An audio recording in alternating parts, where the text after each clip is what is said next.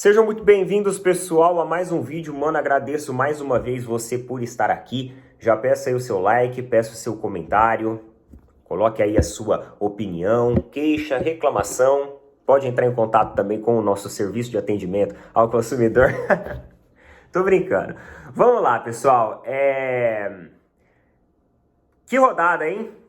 Que rodada. Esse campeonato brasileiro vai ganhando ingredientes interessantes e vai novamente trazendo aquela hegemonia de dois clubes. Aquela hegemonia que nós falávamos há uma temporada atrás é que toda temporada as SAFs vendem a promessa de serem equipes competitivas e fazer frente a essa hegemonia das duas equipes. Isso mostra que não foi quebrado ainda.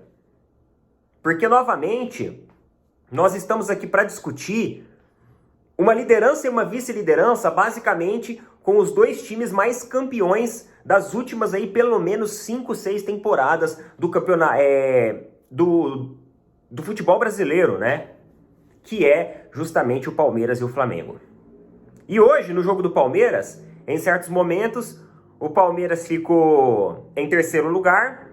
Em outros momentos, o Palmeiras retomou a vice-liderança, depois caiu para terceiro lugar novamente, e aí depois retomou a vice-liderança novamente e termina aí vice-líder da competição, junto ali com o Flamengo, né? Flamengo em primeiro, Palmeiras em segundo. Eu tava na estrada, então realmente foi complicado de eu assistir os dois jogos na sua integralidade, mas obviamente as oportunidades que eu tive de assistir, eu assisti. E eu vou falar pra vocês aqui. Vamos começar falando a respeito do jogo lá do Flamengo. Foi o primeiro jogo, vou começar por ele, jogo do Flamengo. Mano, eu vou falar uma coisa pra vocês. Fazia muito tempo que eu não via uma equipe tão covarde quanto foi essa do Fluminense hoje. E por que eu tô falando que foi uma equipe covarde? É só você observar os números. É só você observar os números. Quando você olha os números de finalizações e você enxerga a primeira grande oportunidade do Fluminense foi aos 70 minutos de jogo, faltando 20 minutos para acabar.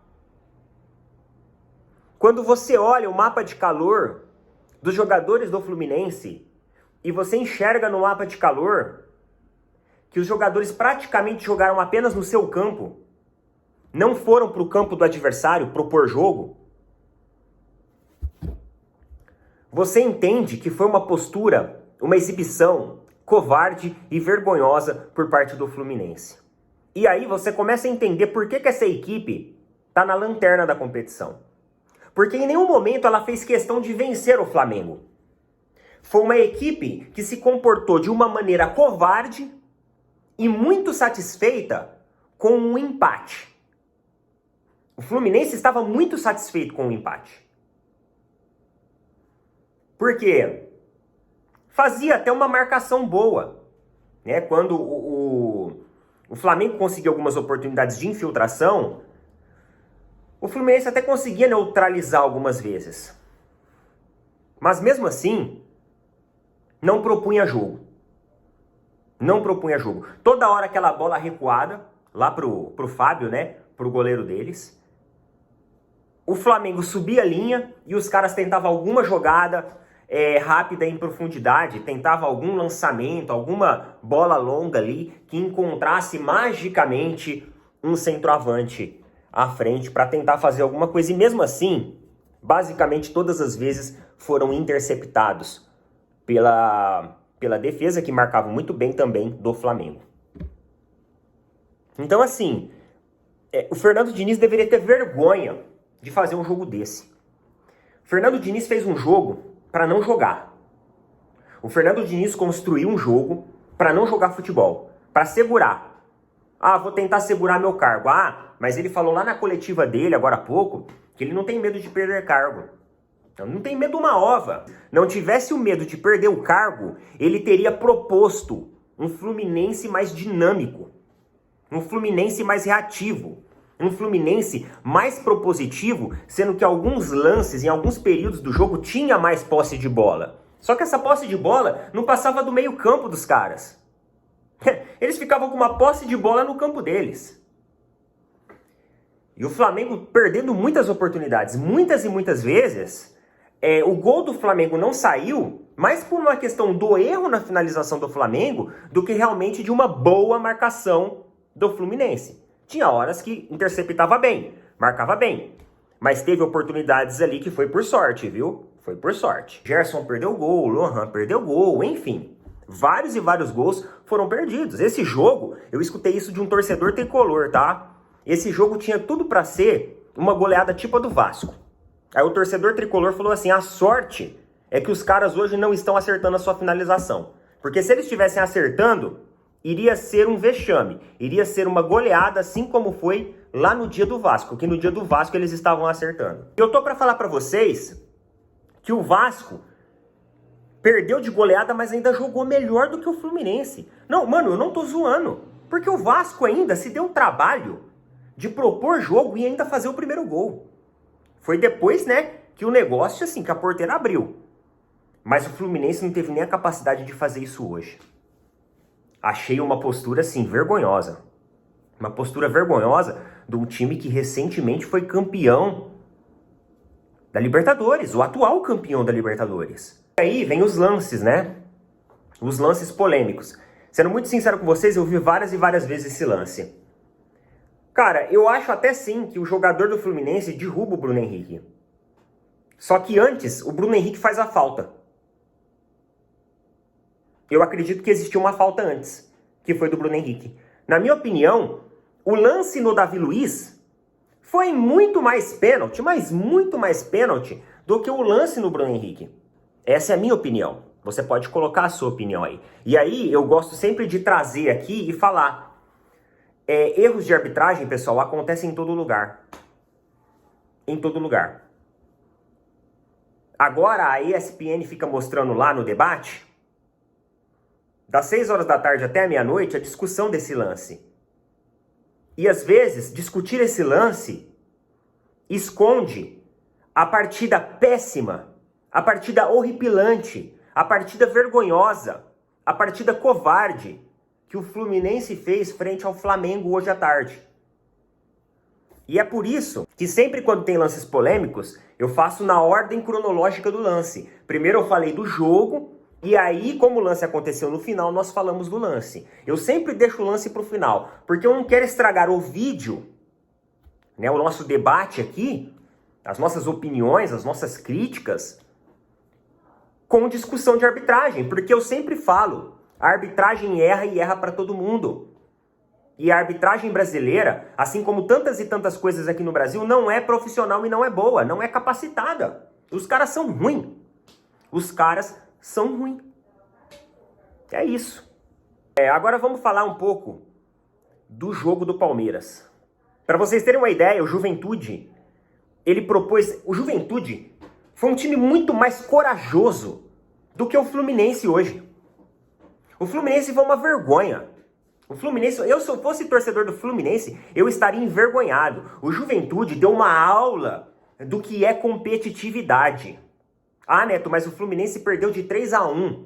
Mas eu não tô falando, pessoal, do placar. Eu não tô sendo um cara resultadista. Eu estou falando da postura do time. Eu estou falando do que o time propôs. Porque o Fluminense saiu com a derrota do mesmo jeito. Saiu com a derrota do mesmo jeito. E uma atuação vexatória frente à sua própria torcida. Tá bom? Agora, lá no jogo do Palmeiras e Juventude, teve uma coisa que eu gostei nesse jogo. O Abel começou com alguns jogadores ali, né? Bem, o Naves, ele já tá aí sendo uma peça fundamental de apoio nessa ida do Gustavo Gomes para a Copa América. A gente teve o Fabinho, também que entrou. O Palmeiras, no seu primeiro tempo, ele tinha, acho que 5 crias da academia. E é legal ver o Abel dando esse reset na mentalidade dele. Porque há uns tempos atrás o pessoal falava assim, o Abel é inimigo da base. Não coloca a molecada. E agora ele começou com vários e vários moleques. E parece que finalmente ele enxergou o valor desses moleques pelo futebol. E até mesmo pela venda que eles têm representado a Sociedade Esportiva Palmeiras. E foi muito legal ver a equipe do Palmeiras se oxigenando com essa molecada. Então o Palmeiras começou o seu jogo ali com um misto entre as crias e jogadores ali que já fazem parte do velho elenco. O Palmeiras começou num ritmo muito bom, realmente jogando a linha pra frente, pressionando o Juventude, impondo seu futebol. Rafael Veiga, dinâmico, chutando de fora da área. É isso, Rafael Veiga, chutando de fora da área. É isso que a gente gosta de ver, tá ligado? Um cara dinâmico, um cara elétrico, um cara com vontade. Estevão, eu nem preciso dizer nada. O futebol que joga esse moleque, gente. O futebol que joga esse moleque nos lembra ali um Ronaldinho Gaúcho na sua questão dinâmica, tá? O estilo de futebol é diferente, de fato. Mas na questão dinâmica, um jogador que arma, que dá assistência, que propõe jogo, que chuta, que tem a sua velocidade. Não é aquele jogador forte, né, no combate, no jogo de corpo, mas sabe se impor, sabe proteger a bola. Consegue achar dribles ali, consegue encontrar espaços em locais ali reduzidos, com uma dupla marcação. Todo mundo viu que o Juventude alternou a sua marcação quando viu que o Estevão estava acima da média. O Juventude começou a dobrar a marcação em cima dele. Um excelente jogador, trazendo tudo aquilo que o Palmeiras precisa. Criatividade, dinamicidade, um cara realmente muito versátil. Muito versátil. Então o time do Palmeiras se comportando muito bem. Se comportando muito bem frente ao Juventude. Eu acho que foi uma vitória extremamente importante essa do Palmeiras. Mais uma vitória. O Palmeiras, em certo momento da partida, principalmente ali no seu segundo tempo, e eu acho que o segundo tempo do Palmeiras tem sido, já falei aqui algumas vezes, algo para você ajustar. No segundo tempo o Palmeiras dá uma diminuída no ritmo. O Palmeiras encontra seu gol lá no cabeceio, o cara subiu sozinho, praticamente, né? O Flaco subiu sozinho. Então, muito oportunista o posicionamento, né? Se posicionou muito bem no lance. Mas, no segundo tempo, o Palmeiras ele diminui um pouco seu ritmo. Parece que ele se acomoda um pouco dentro do resultado. E aí o Juventude vai lá e cresce. E o Juventude propôs um jogo legal dentro da sua capacidade desde o início. Até mesmo quando o Palmeiras estava apertando a sua pressão, o Juventude encontrava uma boa marcação. E aí até que os caras fazem o gol, mano. E merecia. Naquele momento da partida, os caras mereciam o gol. Naquele momento da partida. Aí entra a tropa, né? Aí o Palmeiras começa a propor as substituições. O Dudu faz a sua reestreia, uma reestreia discreta, ok, mas já apareceu ali, já voltou, foi ovacionado pela torcida, e que seja bem-vindo, desde ali um fator contribuinte com a nossa equipe. Quando o Palmeiras toma o gol de empate, o Abel vai lá e muda na hora, e coloca a tropa, Aníbal Moreno, Piquerez. Então olha só que legal, o Palmeiras já tinha uma equipe dinâmica, já tinha uma equipe competitiva, e aí essa equipe reduziu um pouco, né, a sua rotação. O Abel tomou um gol, o Abel enxergou e falou assim, não, peraí, vamos modificar a equipe. Então o Palmeiras hoje tem peças de reposição, tem um elenco extenso. O Palmeiras não tem só uma equipe, o Palmeiras não tem só um time, o Palmeiras tem um elenco. Tem jogadores completos para que nos períodos de desfalque consigam aparecer e consigam ser relevantes. E aí, a partir daquele momento, o Palmeiras retoma a sua rotação e retoma o seu controle no jogo. E aí, é um abraço. Um golaço de Estevão, numa jogada absurda que esse moleque tá jogando. E, inclusive, o Estevão, ele sente, né, pela forma ali que ele colocou a mão aqui na parte interna da coxa. Provavelmente ele sentiu uma fisgada ali, às vezes de um estresse muscular do adutor da coxa. Então, acredito que não seja nada grave. Provavelmente, ele sente logo no momento que ele faz uma finalização, né? Então, acredito que foi ali que ele sentiu uma fisgada. E aí ele já sentiu a fisgada, já ergueu a mão, opa, vamos substituir o moleque. Palmeiras já tinha sua vantagem, o jogo já era controlado. Obviamente, o Juventude chegava ainda com perigos, mas não para correr o risco de expor o moleque a, às vezes, uma lesão mais extensa ou algo mais grave. Então, provavelmente deve ter sido um estresse muscular, uma fisgadinha ali, e logo ele já tá pronto de novo. Beleza? Coloca nas opiniões aí. É isso daí. Tamo junto. Valeu, falou. Até mais.